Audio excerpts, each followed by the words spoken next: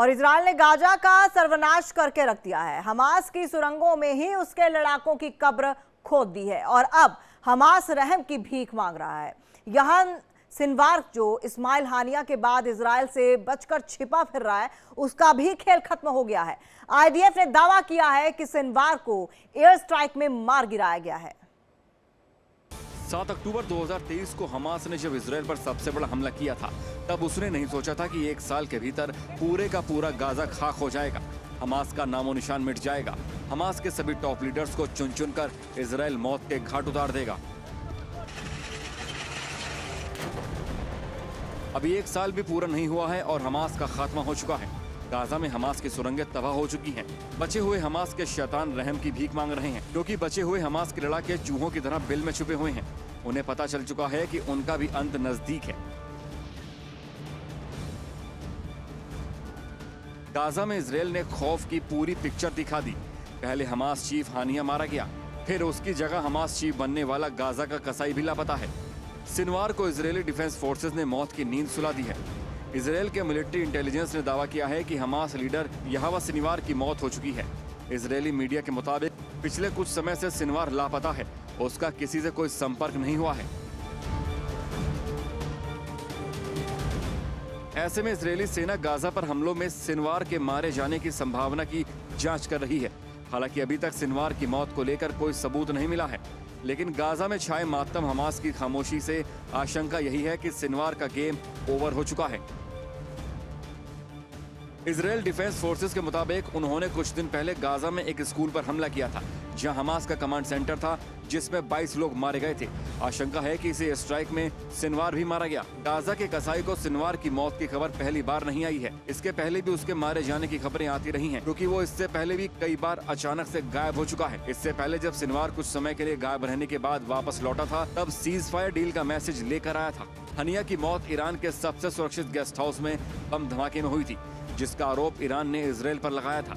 जिस तरह हनिया की हत्या हुई, उसे लेकर पूरी दुनिया में चर्चा थी कि ये काम सिर्फ मोसाद ही कर सकता है। इजराइल पर हमले के दूसरे किरदार मोहम्मद दाइफ को भी इसी साल 13 जुलाई को एक हवाई हमले में आईडीएफ ने मार गिराया था, जिसकी पुष्टि 1 अगस्त को हुई थी। इन दोनों की मौत के बाद हमास की टॉप लीडरशिप में सिर्फ सिनवार ही बचा था, जिसको लेकर दावा किया जा रहा है कि वो भी मारा गया है। अगर ये दावा सच साबित होता है तो हमास की टॉप लीडरशिप खत्म हो चुकी है। सिनवार को छोड़ दें, तब भी अब तक हमास के 6 बड़े नेता मारे जा चुके हैं। मारे गए हमास के लीडर्स में मार्च 2004 में हमास का फाउंडर अहमद यासीन शामिल है। वहीं अप्रैल 2004 में हमास का को फाउंडर अब्देल अजीज रंतीसी भी मारा गया था और जनवरी 2020 में हमास का मिलिट्री लीडर यहावा अय्याश भी मारा गया।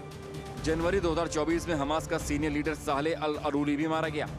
वहीं जुलाई 2024 में हमास का पॉलिटिकल चीफ इस्माइल हानिया भी मारा गया और अब अगस्त 2024 में हमास का मिलिट्री चीफ मोहम्मद दाइफ भी मारा जा चुका है। अगर सिनवार भी मारा गया तो अब हमास को चलाने वाला कोई नहीं बचा है। हमास के बचे लड़ाके इजराइल से रहम की भीख मांगते नजर आएंगे, लेकिन जब तक सिनवार के मारे जाने की पुष्टि नहीं हो जाती है, तब तक इजरायली फोर्सेस उसका सुराग लगाती रहेंगी। मोसाद भी उसको लेकर जानकारियां जुटाता रहेगा, क्योंकि 61 साल का यहावा सिनवार हमास का वो खतरनाक लीडर है जिसे गाजा का कसाई तो कहा ही जाता है, लोग अबू इब्राहिम के नाम से भी जानते हैं। यहावा पर इस्लामी गतिविधियों में शामिल होने का इल्जाम था। 1985 में उसे दोबारा गिरफ्तार किया गया था। लगभग इसी दौरान यहावा ने हमास के फाउंडर शेख अहमद यासीन का भरोसा जीत लिया। 1987 में हमास की स्थापना के 2 साल बाद यहावा ने इसे बेहद खतरनाक कहे जाने वाले अंदरूनी सुरक्षा संगठन अल-मस्द की स्थापना की। तब सिनवार 25 साल का था। इसके बाद से वो लगातार हमास की टॉप लीडरशिप में बना रहा और इजराइल के खिलाफ खतरनाक साजिशें रचता रहा, जिसके अब मारे जाने की बातें सामने आ रही हैं। आईडीएफ का कहना है कि जिन इलाकों में सिनवार के छिपे होने का शक था, वहां पर सुरंगों ने भारी गोलाबारी की है,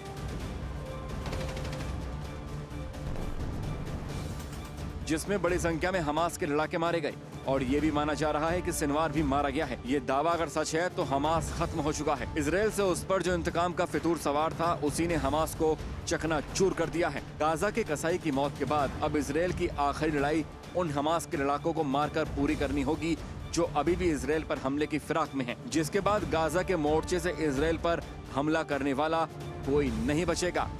ब्यूरो रिपोर्ट, इंडिया डेली।